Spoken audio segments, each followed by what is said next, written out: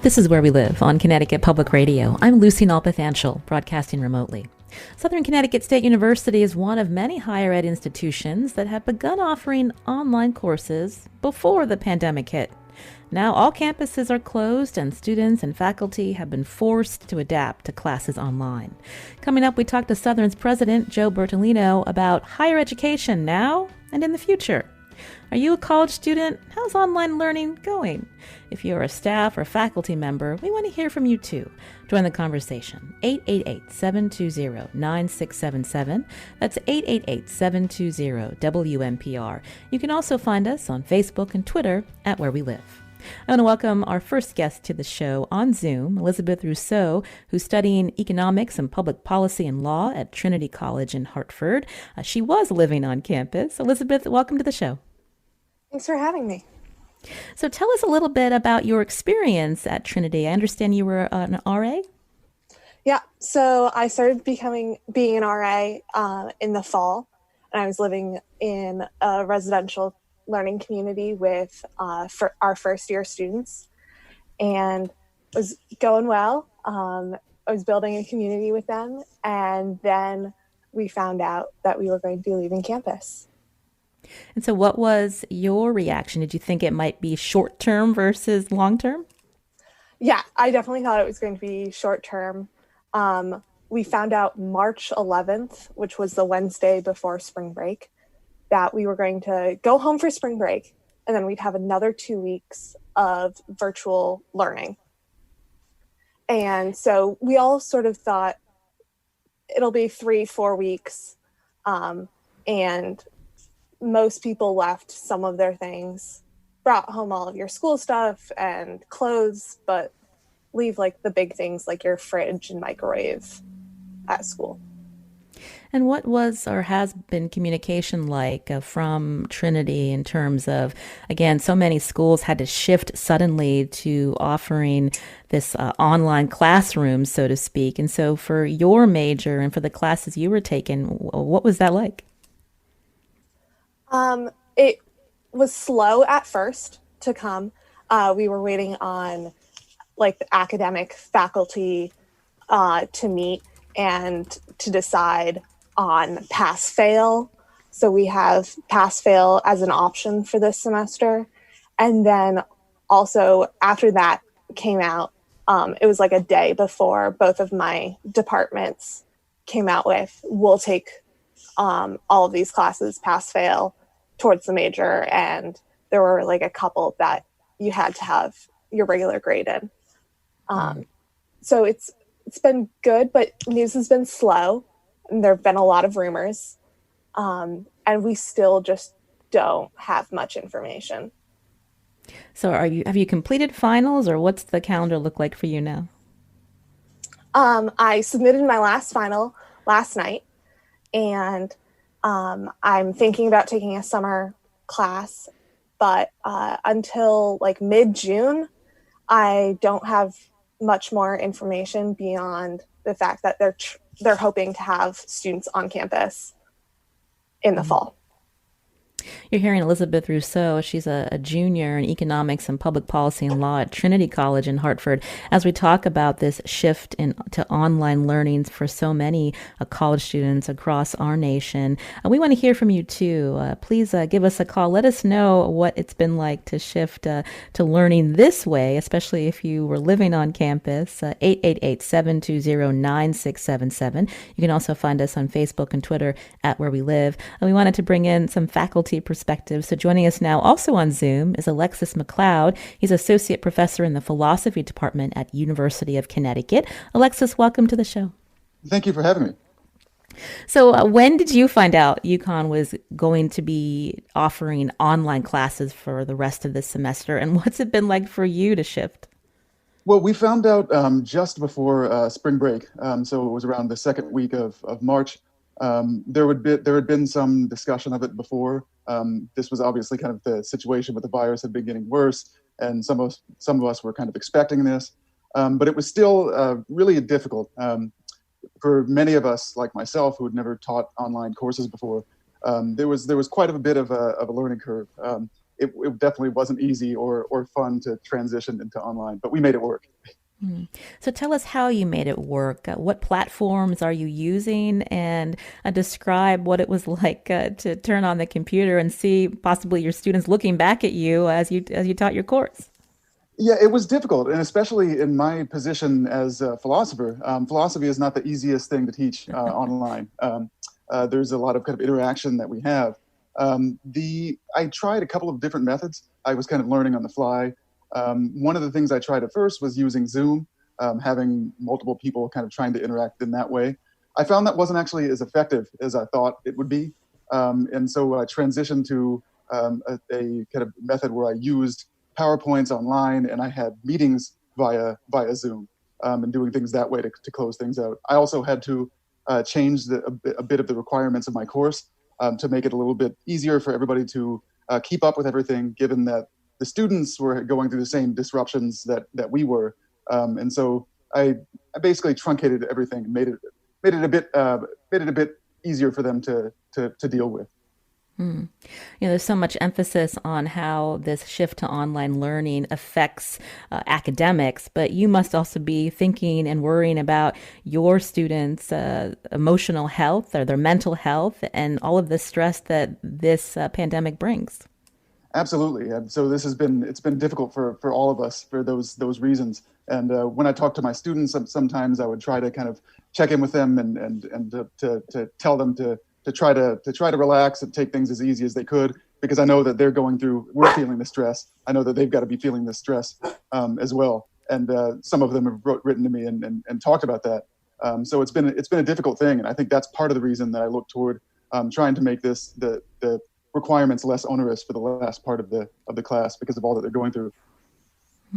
Elizabeth Rousseau, I'm wondering if you could jump in on that question. Again, it's easy to think that, well, this can't be too difficult shifting online, but there's so many other stresses in one's life that you have to juggle, including disruptions and distractions at home. Yeah, it's been harder to study, harder to get myself to put in the long days that you're used to on a college campus where you go to the library after dinner with friends, and like if you leave before 11 o'clock at night, like you put in a short night. So it's been very different, just changing and adapting to the rhythms of life at home. At home, I have dinner with my family. I walk my dogs. I see my parents and my sister all the time. And that has definitely changed and distracted me in a lot of ways. When we're in class, I'm going back to my time in college years ago, as we heard from Alexis, there's certain interaction that you want to have between students and the professor. It's difficult to think about how that experience now is online. Do you feel like you're getting the same level of learning? Yes and no. I had a couple classes where I definitely felt like I got the same amount out of the course at the end. And then there were some that I just didn't have the same amount of interaction with my professor or with any students in the class. So there was very little collaborative work.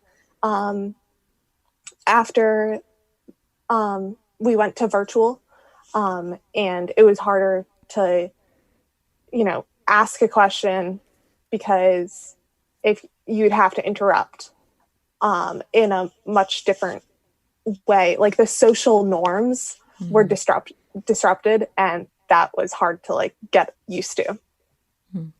We're talking about higher education this hour on Where We Live. My guest, Elizabeth Rousseau, a junior in economics and public policy and law at Trinity College in Hartford, and Alexis McLeod, associate professor in the philosophy department at UConn. You can join us too, 888-720-9677, or find us on Facebook and Twitter at Where We Live. We're interested to hear how this shift to online learning has been going for you. Elizabeth, this all goes without saying that college isn't cheap, especially a college like Trinity College. And so how does this impact your plans to continue your schoolwork, especially if this pandemic continues as we look to the fall and this idea that maybe college will still have to be online?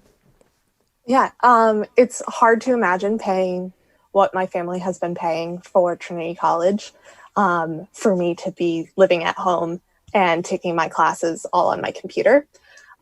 So, and I haven't gotten any financial aid for next year yet. We haven't even submitted anything to the financial aid department. Like you can't, there are no forms yet. So no one knows what it's going to cost in the fall. And that's a little scary. And I'm sure that there will be people who decide to take a semester off or a year off. And I just don't know what that's going to be for me. Alexis McLeod, how are you and your faculty peers thinking about the coming semester, again, with whether this online education has to continue or if there's some type of hybrid? Are you worried about students maybe taking the time off and the challenges of getting them to come back? I am. I'm worried about that. I'm also worried about having to teach online. It's definitely not been ideal. The main consideration, I think, for many of us, certainly for myself, is health. We're worried about our own health, the health of our family, and the health of our students as well.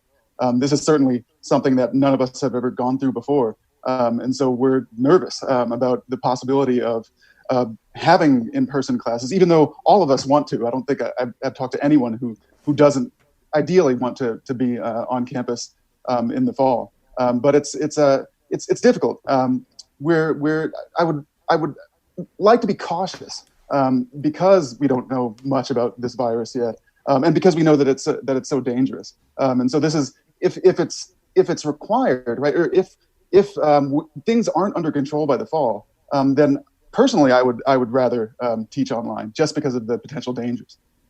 Mm.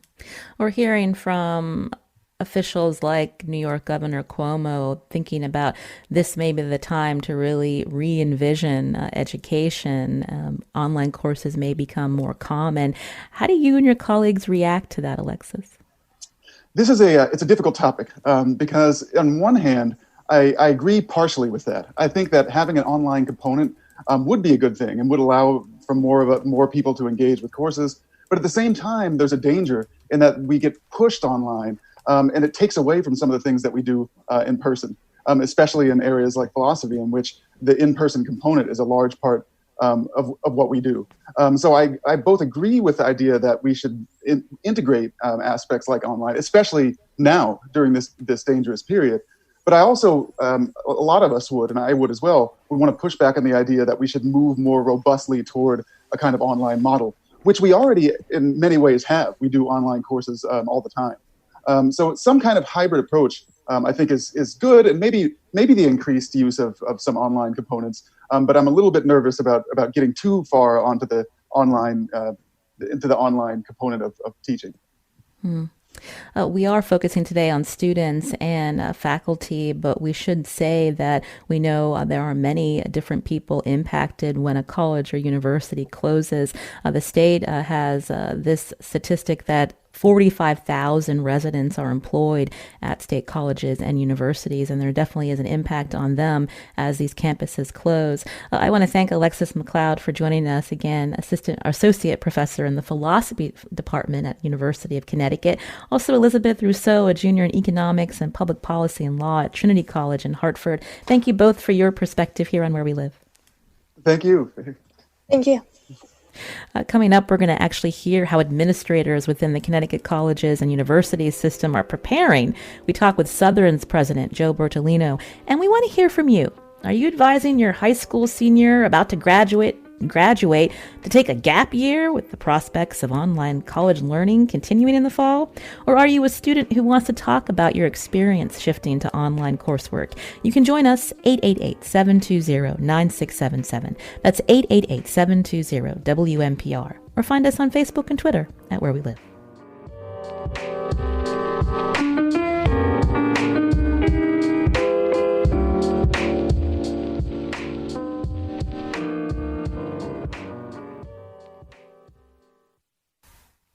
This is Where We Live on Connecticut Public Radio. I'm Lucy Nalpathanchel. Just last week, higher ed advisors submitted a plan to Connecticut Governor Ned Lamont detailing how state colleges and universities could open in phases later this summer and fall. We'll hear more about that plan coming up. First, how are college students and faculty and staff handling this quick switch to online learning? We get perspective from Southern Connecticut State University in New Haven, one of the 4 universities in the state system. Joining us now on Zoom is President Joe Bertolino, who is the president of Southern Connecticut State University. Welcome to the show. Good morning. Now, I understand your students call you President Joe. Is that what I should call you as well? Sure, that's fine. Thank you. So you're able to hear from a student at Trinity as well as a faculty member at UConn about what it's been like, this, again, Sure. quick turnaround to online courses. We know that Southern already offers about, I think, 4 graduate degrees available completely online. But talk about what it was like to have to shift all of the academic courses to online because of this pandemic. Well, it was certainly a bit daunting. There's no doubt about that. And while it is true that some of our courses and some of our programs, like most institutions, have some online, the truth of the matter is that Southern, like most of the public regionals and our partners throughout the state, are on the ground campuses. Our lifeblood, if you will, is our interactions with our students and with our communities in our environment. And so we are a teaching university.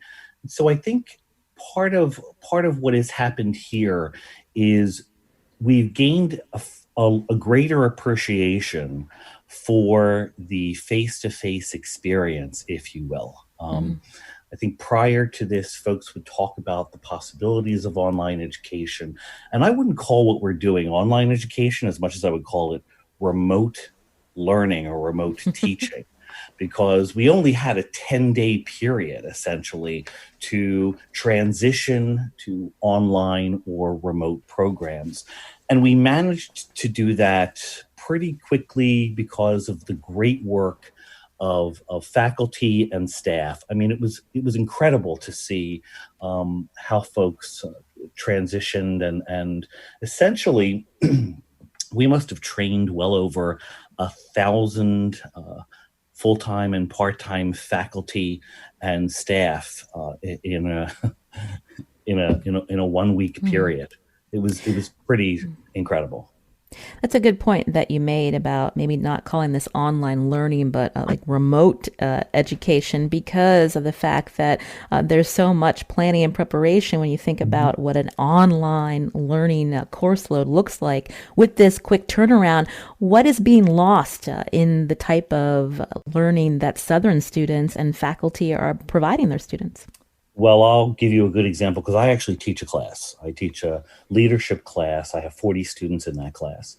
And it is an interactive class and based on experiential learning. So to transition a course like that to an online platform or a remote platform requires a great deal of creativity, but also does take away somewhat from the experience, because what we do on the ground is we build relationships.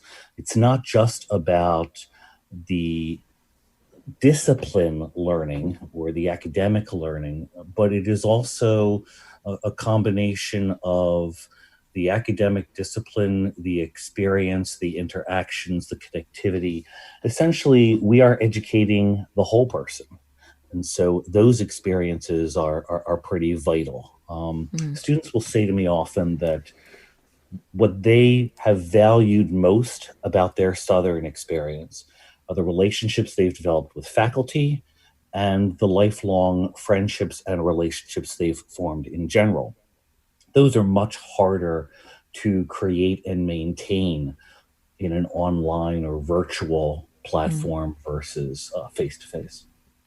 You can join our conversation with President Joe Bertolino, who is the leader of Southern Connecticut Connecticut State University. Are you a student at SCSU or a faculty member? You can join us, 888-720-9677. If you go to another institution, we also love to hear from you. Or if you're a parent of a high school senior that was looking forward to college or university in the fall, we want to get your perspective as well. 888-720-9677. President Joe, when I was talking about the experience that are lost when there was this shift to remote learning, Barbara on Twitter writes, curious what's happening with classes and students in fields like veterinary medicine and med techs who need hands-on training with humans and machines and devices. Our producer, Carmen Baskoff, her mother teaches plant ecology in their home state of Tennessee. She writes, lots of parts of the labs are hands-on. When they're seeing all of that, measuring out solutions they need, it makes them better understand what's going on, and they get more out of it than reading a lab manual. So how are you responding to that need? Well, I agree. That experience, that experiential learning experience is critical to training individuals in a variety of different disciplines. I'm not going to lie, it's been very, very difficult. It's been quite challenging because we cannot have students on the ground in laboratories. Then most of our students right now are learning virtually. I'm guessing that we have a number of students that are watching videos or are watching a faculty member essentially facilitate and essentially sorry, I'm losing my train of thought here, but essentially what's happening is that they're showing the students through the virtual connection. Look, the bottom line is, Lucy, that you can't make up for that. I'm not going to sugarcoat this. I think what we've been exploring now is the possibility of providing those experiences through social distancing. But the challenge with that is that you then only have a handful of individuals in a lab or in a workshop at one time.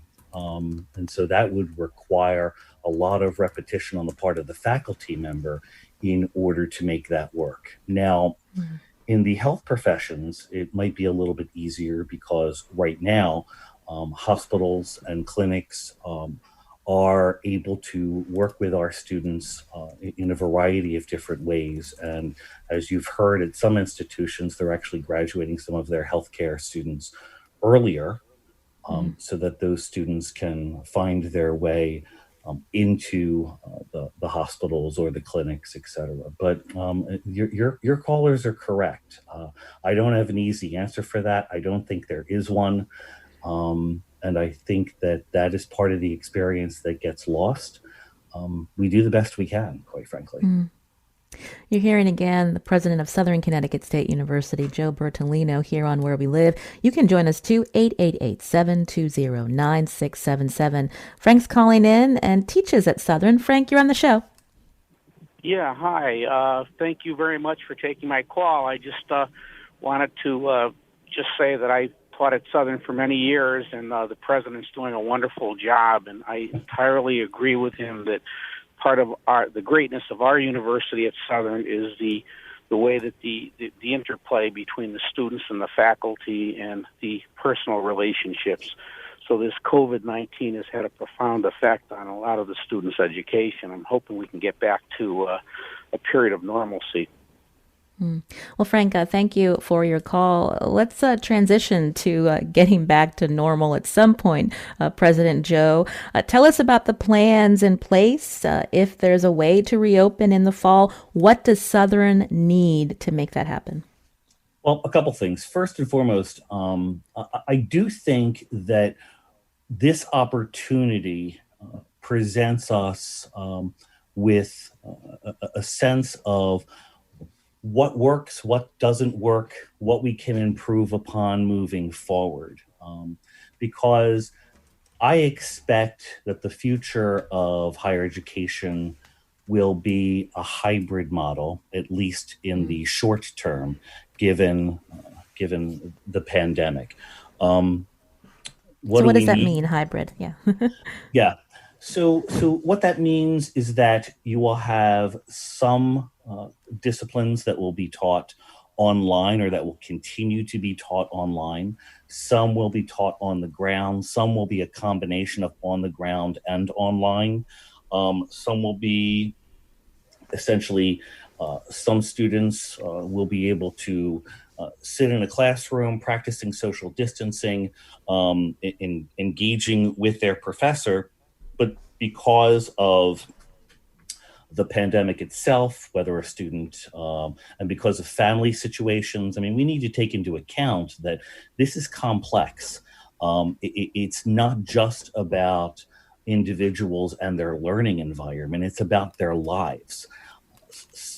Beyond their own health and well-being, we have a lot of students and a lot of faculty and staff who are caring for children, who are caring for elderly. So all of those are factors. The well-being of individuals needs to be considered in all of these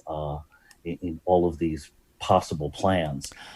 Right now, each of the CSUs is in the process of developing, thanks to the governor's recent report and criteria, plans that focus on a hybrid model, plans that focus on completely going online, plans that focus on what would happen when we are able to be back on the ground fully.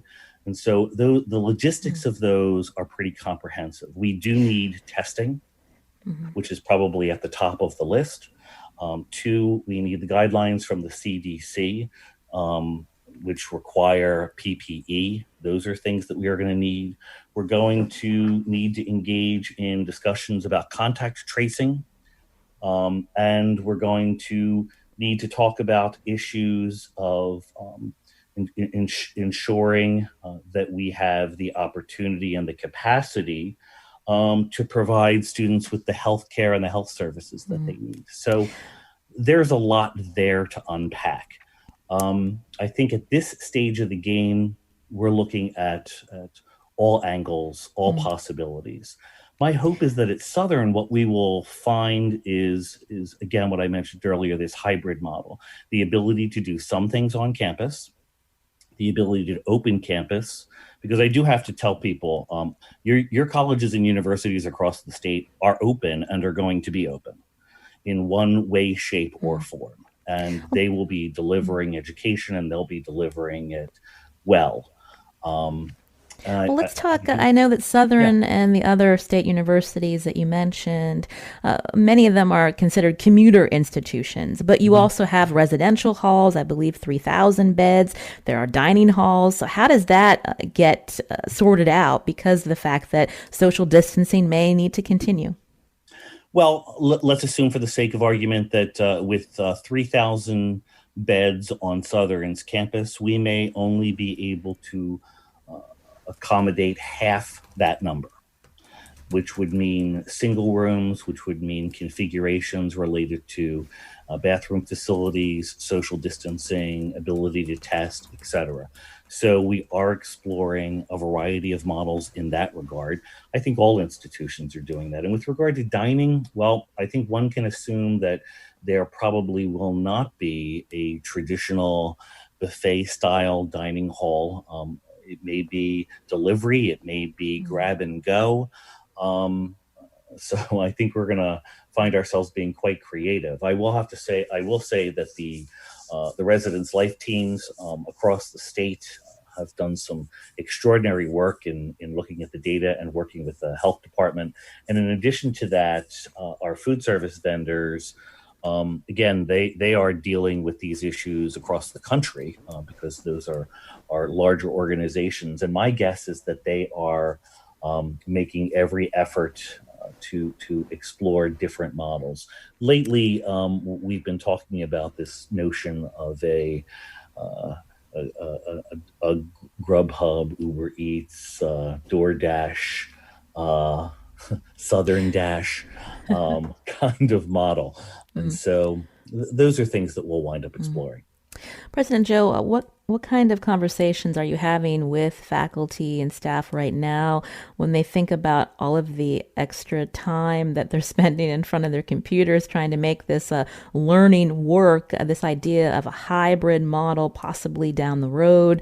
It's a lot to ask of both students and faculty during this time. And this all leads to my question about the finances for Southern and the other state universities who've had to put in a lot of resources. Maybe some of it will be reimbursed by the government to even help with pandemic preparation, but then having to shift and thinking about your campus life.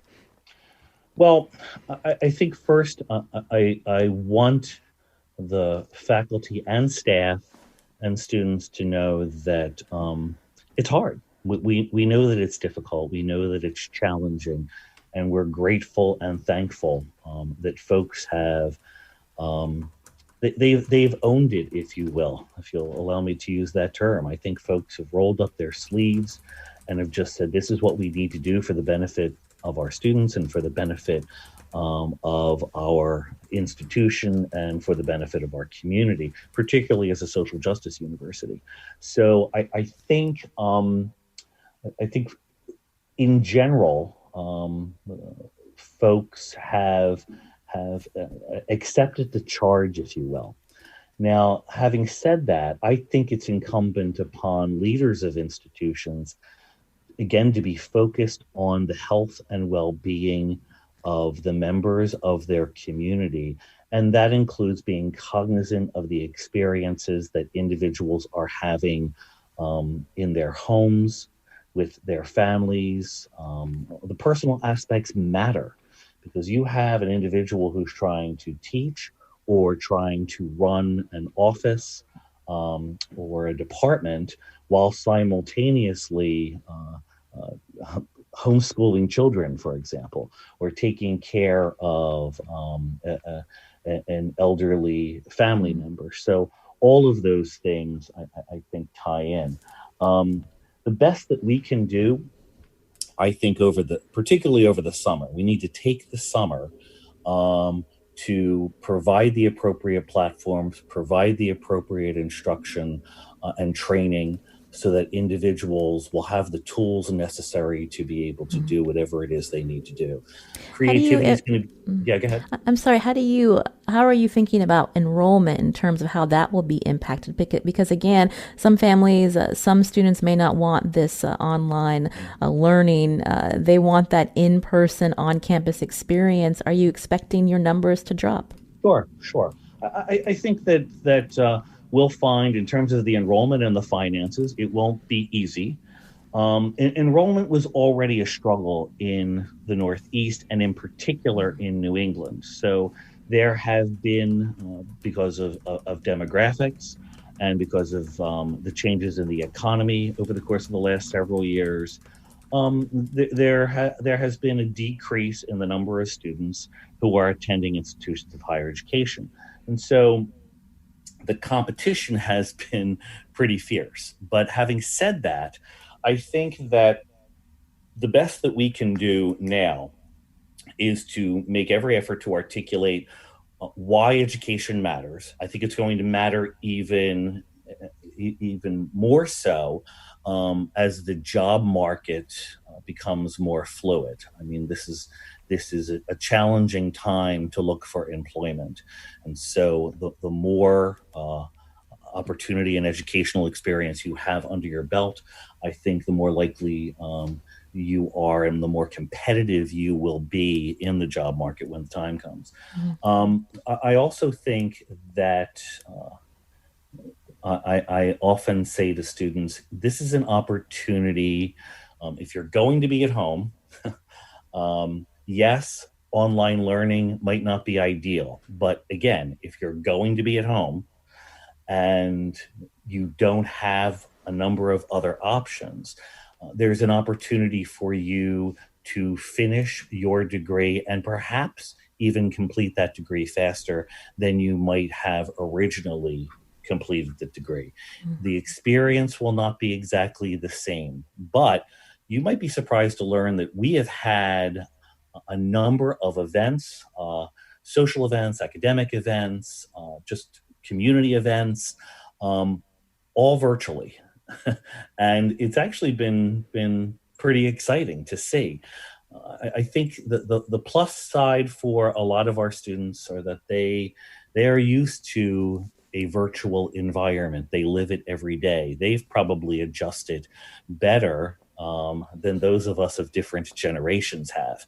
And so students have adjusted better than faculty. Yes. So I think that this forces us to, again, to think creatively, to think about, all right, how do I deliver this online? And at the same time, are there opportunities to still meet on the ground and be socially distant in a way that makes sense?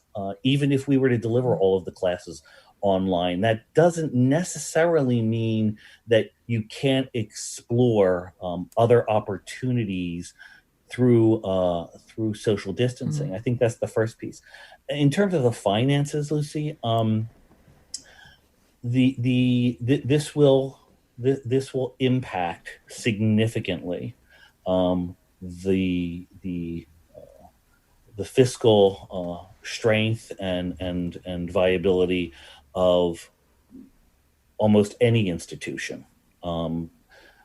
We will lose millions of dollars. We did refund about $7 million to our current students for one semester's room and board. We are projecting a rather large deficit going into the new academic year and moving forward. But I also have to say that we have done a good job in managing the resources that we have. In fact, very recently, a number of all of our campuses have been experiencing some significant philanthropic gifts to help students who are experiencing difficult times during the pandemic. Well, let's talk more about that after the break with Southern Connecticut State University President Joe Bertolino. I'm Lucy Nalpathanchel. This is Where We Live. You can join us too, 888-720-9677, or find us on Facebook and Twitter at Where We Live.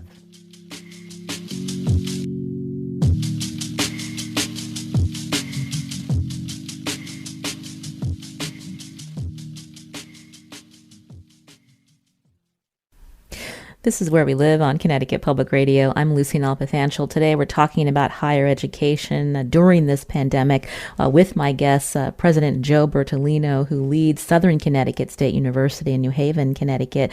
President Joe, we were talking about finances. You said that your institution, as well as others, planning to lose potentially millions of dollars. So what does that mean for the courses Southern may provide in the future? Where would you be able to trim? Maybe focus more on specialized courses and academic programs and getting rid of some others to make up the difference?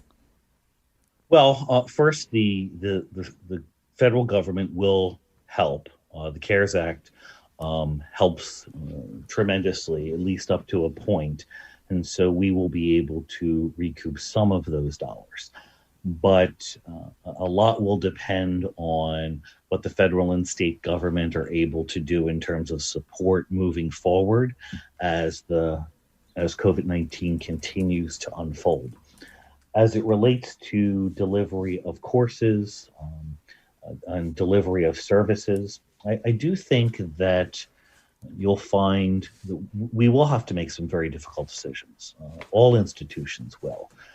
We are an institution that, and like most institutions of higher education, we're built on a growth model, and the infrastructure that has been developed has been focused on that continued growth over decades, quite frankly. Now that we see a steep decline and now that we're experiencing this crisis, I think that you'll find that we will be looking, one, at how we are delivering particular courses. Again, as I mentioned before, some might be on campus, some might be online, some might be a hybrid. Two, I think we'll be exploring what are those courses and disciplines and programs that our students and our community is asking for. We certainly see this across all institutions that health and human services, which is probably our most robust programs. We see tremendous growth there. Third, I think that we'll be having a lot of conversation about managing how we serve students with the number of individuals that we might have on campus. I expect that over the course of the next couple of years, you will see a number of folks who will retire from the institution. We have hired about 100 new faculty in the course of my 4-year tenure at Southern. And we may be looking to ask folks to teach in a more interdisciplinary way. That is to say, we would want individuals to not only focus on their discipline, but partner with other faculty members and other departments across disciplines. I think the same holds true for administrators and for staff. Are we going to be able to cross-train more regularly? So it's going to be difficult to see how this plays out, but time will tell. I wanted to fit in a call. Jean's calling from Hamden. Jean, we have just a few minutes. Quickly with your comment or question. Hi, President Joe. This is Jean Brenny. Yep. Hi, Jean. Can you help? Hey, yes, go ahead, Jean. You're saying. Yep, thanks, Lucy. I'm actually the chair of the Department of Public Health at Southern Connecticut State University, and I want to really thank President Joe for his hesitancy and concern for opening the campus fully up in the fall. He doesn't know this yet, but we as a Department of Public Health feel strongly to keep our faculty and students safe, so we will be offering all of our courses online in the fall. We've had a lot of support and positive feedback from students and faculty about doing this. We hope to open fully in the spring, but as a department, we feel we want to take the lead on campus and just keep people protected in the fall, not knowing what's going to be happening with vaccines and antibody tests. Well, thank you, Jean, for calling in to let us know. President Joe, what's your reaction to hearing that certain departments are thinking this is the way to go in the fall? Definitely do all line, not a hybrid. Well, I think I appreciate, first of all, Jean's terrific, and our public health program is top notch. So I thank her for her leadership. I think that ultimately we are going to see a combination, that there are going to be some departments that are going to trend to more online learning. I think it really depends on the discipline. And whether departments feel as though that is something that they can deliver effectively and efficiently. Again, it would be different than the remote learning that we've been experiencing. We're talking about a true pedagogical online learning. But I'll also say that, I think we don't know how all of this is going to play out. And the most important thing that we need to be focused on is the health and well-being of our students and our community. The science is going to determine what happens here. The nature of the virus is going to determine what direction we head. We will be following the guidelines of the CDC and the state health department and the governor's office. Science and data, I think, are going to lead the day. And ultimately, our job is to provide the best education that we can, in the most flexible way that we can, in the most creative way that we can. And I am pretty confident that both in the short term and the long term, that we will be able to do that, and that we'll be able to continue to find ways to do that. So, President Joe, beyond higher education responding to this pandemic in a safe and responsible way, let's talk a little bit about higher education in the future. This idea that the costs of higher education have skyrocketed, student loan debt has risen, it far outpaces inflation. Is this a time where higher education leaders are really thinking about what are the ways that we can educate individuals in the future where it's not so cost prohibitive and people can really get something out of this education? Because again, the job market right now, it is problematic. Yeah. Well, I do think that students get a lot out of the education that we offer, and we're very proud of that. I think we're always looking for new avenues to explore, and always trying to view education through a variety of different lenses. I mean, there's tremendous diversity among each of our institutions in the state. And one size doesn't necessarily fit all in terms of educational approaches, in terms of approaches to responding to COVID-19. At one time, folks would say that it was going to be online learning, that was going to be the be-all, end-all. And we do have institutions around the country that provide significant online learning, and that is a pretty flooded market, quite frankly. We then heard there were some other trends about other forms of course delivery. Some of those have waned. I think at the end of the day, nothing can replace the personal experience. Nothing can replace the relationship building. Now, in the future, I do think that the hybrid model will become more prevalent, but that's just my opinion. And so finding the balance between technology and on-the-ground learning, and effectively being able to do that in a way that makes sense for the students that we serve, I think will make or break institutions of higher education. But I'll take that a step further. I also think that partnerships matter.